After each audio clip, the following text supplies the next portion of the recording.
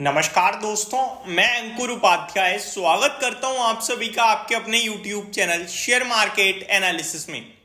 सबसे बड़ी खबर इस समय की जो है वो ये कि अमेरिका का बाजार कल 475 पॉइंट टूटा है। और मैंने मॉर्निंग में एक वीडियो बनाई थी, कल लेट नाइट भी एक वीडियो बनाई थी, जहां मैंने कहा कि अमेरिका के बाजार में जो गिरावट है इसके पीछे सबसे बड़ा कारण है अमेरिका के बाजार में जेपी मॉर्गन के खराब नतीजे। बट उसके ऊपर भी एक चीज है जिसकी वजह से अमेरिका का बाजार टूटा है। देखिए, सोचने वाली बात यह भी थी जो मैंने उस समय शायद नहीं सोची, या फिर मेरे को चीजें समझ में नहीं आई, आप कुछ भी कह सकते हो, कि अगर किसी स्टॉक की वजह से बाजार टूटता है तो कोई पर्टिकुलर सेक्टर जाता है। फॉर एग्जाम्पल, अपने भारतीय बाजार में अगर एचडीएफसी बैंक टूटेगा तो बैंकिंग क्षेत्र टूटेगा, बैंकिंग क्षेत्र टूटेगा तो निफ्टी में कम गिरावट होगी, बैंक निफ्टी में ज्यादा होगी। ऐसा तो नहीं होगा कि bank Nifty mid cap small cap सभी चले जाएं। मिड कैप स्मॉल कैप पे तो कोई फर्क नहीं पड़ेगा, लेकिन अमेरिका में सारे के सारे बाजार में गिरावट आई है। अब इसके पीछे सबसे बड़ा कारण जो दिख रहा है मेरे को वो है जो बाइडन जी की कमेंट्री। इजराइल और ईरान के मामले को लेकर जो बाइडन जी की जो कमेंट्री आई है वो अपने आप में काफी बड़ी चिंता का विषय है। मैं आप सभी के साथ शेयर करना चाहता हूं। सबसे पहले अभी तक हम क्या डिस्कस कर रहे हैं? हम डिस्कस कर रहे हैं रिजल्ट्स को, हम डिस्कस कर रहे हैं इन्फ्लेशन के डेटा को, यानी कंट्री टू कंट्री बेसिस हम डिस्कस कर रहे हैं कि अमेरिका में खराब चल रहा है, उनका अपनी प्रॉब्लम है, लेकिन हमारा सब कुछ ठीक है तो हम तो ऊपर ही जाएंगे। लेकिन एक ऐसी प्रॉब्लम खड़ी हो रही है जो वॉर की सिचुएशन क्रिएट कर रही है दो देशों में, और ये वॉर की सिचुएशन पूरे ग्लोबल मार्केट पे इंपैक्ट करती है किसी ना किसी बेसिस पे। तो अब ये जो इजराइल और ईरान का जो युद्ध है ना, ये एस्केलेट हो रहा है, बढ़ता जा रहा है, और बड़े मतलब आप ये मान लो कि ये कहा जा रहा है कि यहां से 24 से 48 घंटे में बड़ा अटैक हो सकता है। और इसी की वजह से कल अमेरिका का बाजार टूटा है, इसी की वजह से भारतीय बाजार भी आपको हल्का नीचे आते हुए दिखे हैं, और ये अब ओवरहैंग बन जाएगा दुनिया भर के बाजारों के लिए। देखिए, हम बेशक ऊपर जाएंगे किसी ना किसी दिन, हो सकता है मंडे, नहीं तो ट्यूसडे, नहीं तो वेंसडे, लेकिन इसका ये अब बिल्कुल मतलब नहीं होगा कि इजराइल और ईरान के युद्ध को या ये जो चल रहा है इसको हम अवॉइड करेंगे। ये हमारे लिए कभी भी चिंता बन सकती है, कभी भी बाजार को गिरा सकती है किसी भी बड़ी खबर के चलते। जैसे ही हम एक बार गिर जाएंगे, एक बार रिएक्शन दे देंगे, उसके बाद जो रिकवरी आएगी फिर हम इजराइल और ईरान पे रिएक्ट नहीं करेंगे। अभी तक हमने इजराइल और ईरान पे रिएक्ट किया ही नहीं है, हम उन्हें अवॉइड कर रहे हैं पूरी तरीके से। इजराइल हमास पे भी हमने 2 दिन रिएक्ट किया था, इससे ज्यादा नहीं किया था, और उससे पहले यूक्रेन का जो मैटर था उस पर हमने रिएक्ट करा था, रशिया यूक्रेन, उससे ज्यादा नहीं हुआ।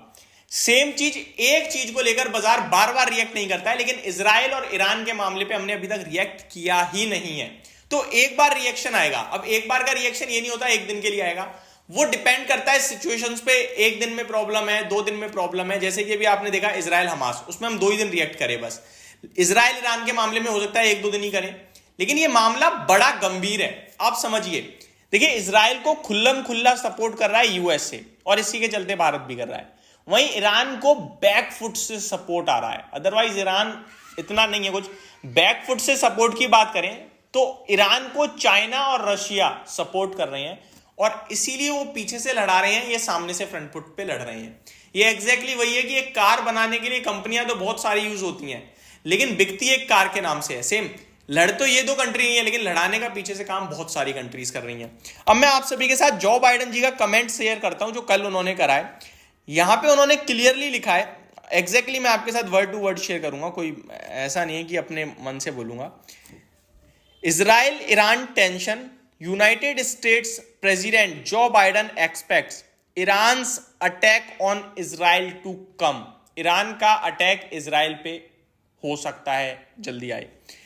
उन्होंने क्लियर वर्ड्स लिखा है, सूनर रेदर देन लेटर, यानी कि बाद में नहीं, जल्दी ही, डिले नहीं करेगा ईरान, जल्दी ही अटैक कर सकता है ईरान इजराइल पे।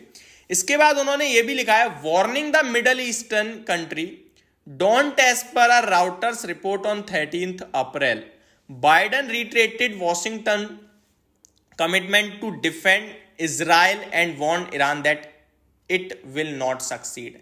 उन्होंने कहा है कि हम इजराइल को डिफेंड कर लेंगे, बट ईरान सक्सेस नहीं पाएगा। तो क्लियर कट ये जंग हो गई है, यूएसए खुल्लम खुल्ला सामने से आ रहा है कि हम इजराइल को डिफेंड कर रहे हैं, और ईरान इस समय कंटिन्यू अटैक करने के मूड में है।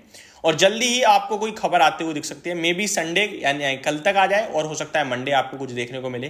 तो मेरा मानना है कि हम ग्लोबल चीजों को भी इस समय ध्यान में रखना चाहिए, दिमाग में बैठाने, अपने अपने दिमाग में जरूर बैठा लो कि किसी भी वक्त बाजार में शार्प सेल ऑफ आ सकता है, लेकिन किसी भी वक्त आएगा। इसका ये मतलब नहीं है कि मंडे को पोर्टफोलियो खाली कर रहे हैं या फिर तेजी आ गई तो मंडे को दबा के खरीद रहे हैं। थोड़ा सा साइड में बैठना भी कभी कभार अच्छा रहता है। और आप भी नोटिस कर रहे हो, मैं भी नोटिस कर रहा हूं कि 2024 में बाजार तो बेशक 21,000 वाला 23,000 की तरफ आ रहा है निफ्टी, लेकिन स्टॉक स्पेसिफिक पोर्टफोलियो 10 से 15% भी किसी की गेन नहीं करी है। इनफैक्ट आप ऊपर से नीचे ही आए हो। तो जल्दबाजी करने से अच्छा है आराम से देख लो। जब इस साल इतना कुछ चल ही रहा है तो क्या पता एक आध डिप आ जाए। और वैसे भी स्टॉक मार्केट की हिस्ट्री रही है, 5 साल में एक बार मार्केट क्रैश होता है। हालांकि इस समय अपनी लिक्विडिटी फ्लोज इतने स्ट्रांग है कि क्रैश की उम्मीद तो हमें नहीं करनी चाहिए। कुछ खास छोटी मोटी डिप जरूर आ सकती है और वो बाजार के लिए हेल्दी भी होगी, सारी प्रॉब्लम्स को भी डिस्काउंट कर देगी और अर्निंग्स भी जो है वो आपके लिए आने वाली हैं। तो मेरे हिसाब से सारी चीजों को आप देखते हुए ही मार्केट में पैसा लगाइएगा, और जो पैसा लगा हुआ है उसे इन सारी चीजों को देखते हुए ही मैनेज करना। तो ये मेरी तरफ से आपके लिए एक छोटी सी अपडेटेड वीडियो थी। होप आपको सारी चीजें समझ में आई होंगी। Thank you so much for watching this video. Have a great day guys.